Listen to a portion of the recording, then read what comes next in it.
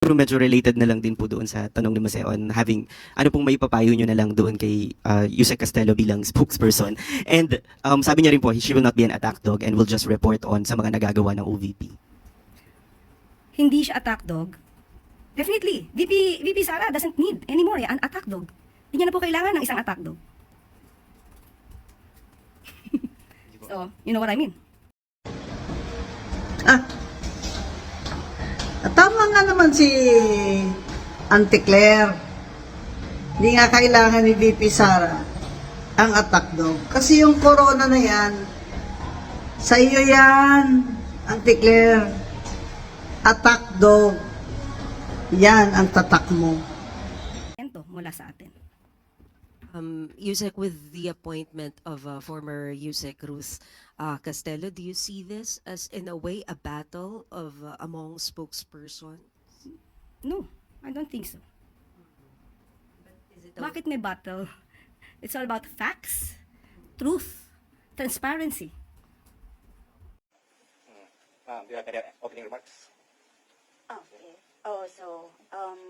Of course, good morning, everyone. I'm happy to be here, and it's really nice to see some familiar faces.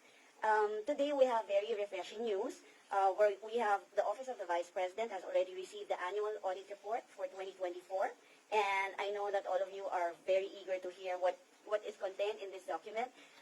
This audit was done in accordance with the international standards of Supreme Audit Institutions, and it covers the accounts and operations of the Office of the Vice President, Curriculum Year 2024.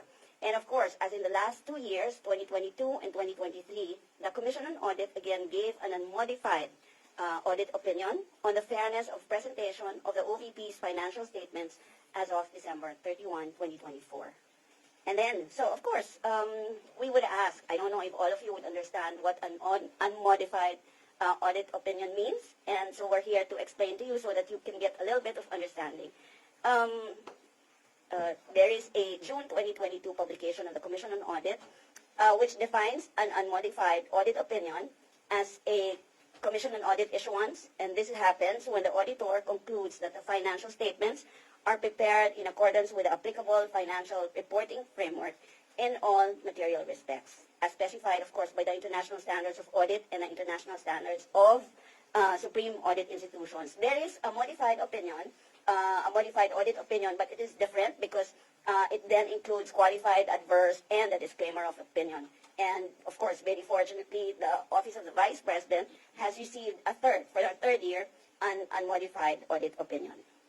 And also in the report that we received, the independent auditor's report also cited a similar opinion, and I quote, I will read the entire text of the opinion, but I want to catch my breath a little bit. If it's okay, yeah, I'll catch my breath. Okay, so I will read to you the independent auditor's report opinion in the opinion portion. We have audited the accompanying financial statements of the Office of the Vice President, which comprise the statement of financial position as at December 31, 2024, and the statement of financial performance, the statement of cash flows, the statement of changes in net assets / equity, statement of comparison of budget and actual amounts for the year then ended, and notes to the financial statements, including a summary of significant accounting policies.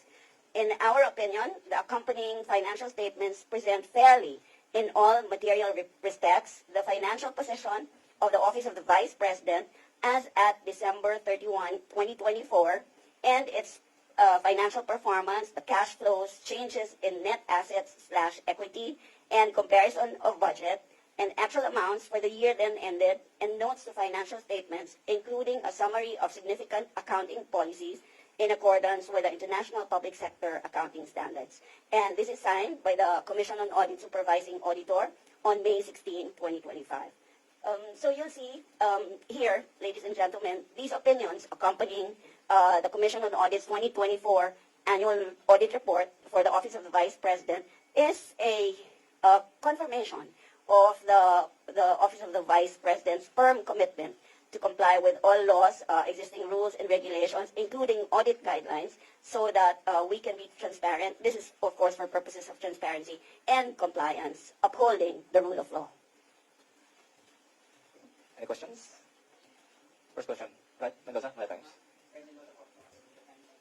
Mike, Of please. course, we talked before during the COVID sa dito, iba po ma'am. Pero ma'am, why did you convince yourself to be the spokesperson of the OVP and hello? Mike, Red, paulitin lang. Question. Ma'am, why did you decide po na maging spokesperson ng OVP? Did the Vice President approach you? And ano pong inyong magiging communication or magiging key communication thrusts in giving to the public the services of the OVP? Ano yung mga parang ipapaliwanag niyo sa public? So, ipapaliwanag niyo po ba yung mga servisyo ng OVP sa tao ilan na pinagpunta? And to correct misconceptions about yung sa mga nangyayari sa OVP, ma'am. Yes. Hi, Red. Thank you. I remember seeing you in DTI. Actually, it was no convincing from the part of the vice president or her staff. They did not need to convince me. I actually submitted an application for any position, for anything that I can do to help the office of the vice president. And I'm fortunate that I was given this trust and confidence.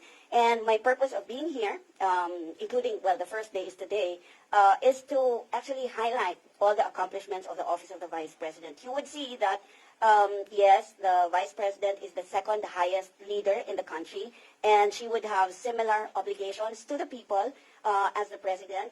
And that is what we're going to do here, because the office of the vice president for the last 3 years has been performing and delivering basic services to the people. But we would need to give more emphasis, and so that everyone in the country, or the public in general, would know. Ma'am, last question na lang po on my end. Ma'am, doon po muna tayo sa budget po, ma'am. Sa budget ng OVP, I heard that the Vice President said na they want to stay doon sa same level as what was given in 2025. Bago po ba yun, or meron po bang konting changes sa increase po ba, or mananatili pa rin po ba dun sa level na 738 million as what was given by Congress? And if ever, ma'am, mag-request po ba si VP ng a little increase man lang, if ever, ma'am, if medyo friendly? Yes, thank you, Red. Yes, the Office of the Vice President retains the 733 million, I understand, with a little bit of increase to cover personal services and then other operation costs that will help them fulfill the mandate that they have. It's not a lot, and of course it will be most welcome if Congress gives the Office of the Vice President more than what we're asking for. Okay. Next question. Maricel Abdurman, Jimmy News. Muna po ako, Sado. So you will just speak for the institution, for OVP, That's not right. for Yes. really. No, not for the Vice Or- President, for the Office of the Vice President as the institution. So para alam na po namin, ano po yung pwede namin itanong sa iyo on behalf of these people? The OVP as the institution and official acts of the Vice President as the brand or as the leader of the office, So kunyari, if you will ask anything about her on the hate trip now, pwede po. if it's official. So we may ask you about that now? Her trip is personal this time. It's all cost on her, not an official trip whatsoever. Ma'am, yung kasi may fear before si VP na nung kinaltasan yung budget nila this year, is yung apprehension niya is yung pag-retrench ng mga employees, lalo na sa mga satellite offices, yung possibility po na may magsasara din mga SOs all over the country. May we have an update? Kasi isa po ito sa naging apprehension po niya. Meron nga po bang nagsara at meron nga po bang mga natanggal na employees? You would note that with the meager budget of the Office of the Vice President, they are still able to fulfill the promises that they made to the people, still serving the public, giving whatever they can. Pero syempre, working around that little budget, they had to close some satellite offices. Several have been closed already, and then personnel some have been removed, the others transferred. Kasi pagka binawasan mo ng staff sa isang office na medyo madaming, I mean, if they have more than enough personnel, lilipat mo sa iba para makabawas ng personnel to make sure that the Office of the Vice President can still cover personnel services in the budget. That means the salary of the workers. Is it, do we have an official data like how many offices have closed? I will, Okay, yes, I will give you that data officially maybe later after the interview. Ma'am, sorry, kasi laging ang nagko-comment sa Malacanang, it's Yusek Claire Castro. There's Attorney Abante of the Congress, so hindi naman ikaw yung pantapat ng VP sa kanilang dalawa. Well, I'm here as spokesperson for the Office of the Vice President. I am not here to sling any mud to anyone. And my marching order, actually, from the Vice President is to be forthright in the message that I will need to convey. And these are the accomplishments and the projects, the programs, and what exactly is the Office of the Vice President doing for the country. Ma'am, we understand this is a personal trip, but nonetheless, ang sinasabi na is, meron pa rin pong opisina na kailangan tumakbo. So, on her absence, ma'am, like who runs the OVP? Although VP has been saying na even if she's abroad on a personal trip, she's still working. Pero yung bang kung kailangan may mga immediate na mga decisions kailangan gawin, like who acts on her behalf po? She has a very able chief of staff, Undersecretary Zulaiko Lopez, so everything is under control, and the Vice President is actually very reachable, so I understand that anything that would need her immediate attention can be relayed to her ASAP. So ulitin yung tanong, ma'am. So kahit personal trip po yun, the VP is still working as the Vice President? Oh yes, of course. She's still running the office. It's still her on top of the office of the Vice President. Thank you, ma'am. Next question. Raymond Adamya, Manila Bulletin. Yes, ma'am. Good morning. Ma'am, may I ask what's the status of the medical and burial assistance being given by the OVP, considering the budget cut?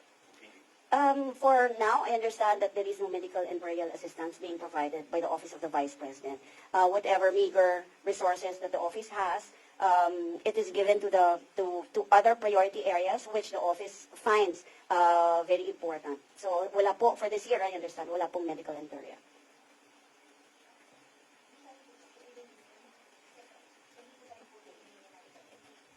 Hindi po. Okay. Next question. Ms. Bella Carriazo, Philippine Star. Ma'am, susunod ko lang ulit yung question ni Marisol regarding sa pagiging spokesperson niyo. So, kailan inalok sa inyo yung position? Considering na, yun nga, sunod-sunod yung may na-appoint sa House, may na-appoint sa Senate, and nauna nga yung sa Malacanang. So, nag-decision ba ang OVP na magkaroon ng spokesperson dahil sa kanilang decision nga na magkaroon ng spokesperson o nauna na itong decision ng OVP na magkaroon ng spokesperson? Actually, maybe early this year, nung nag-signify po ako ng aking intention, pero hindi naman rin agad na aksyonan.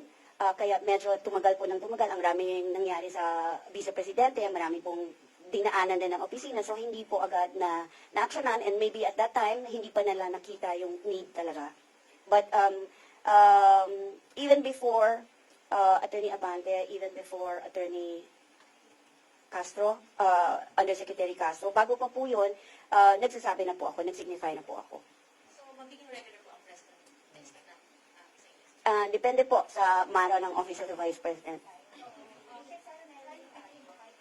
Yeah, and we'd like to invite you also to our programs. We'll take you out in the field para makita nyo yung mga programa ng Office of the Vice President. Okay, next question. Camille Samante, TV5. Mike, please. Excuse me, I'll just make a correction doon sa employees that was asked about earlier.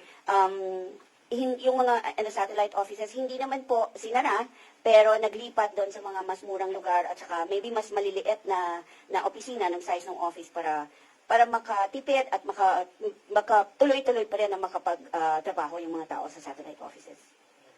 Next question, Camille Samante, TV5. Good morning, I'm Camille po from Ma'am here. Oh, hi.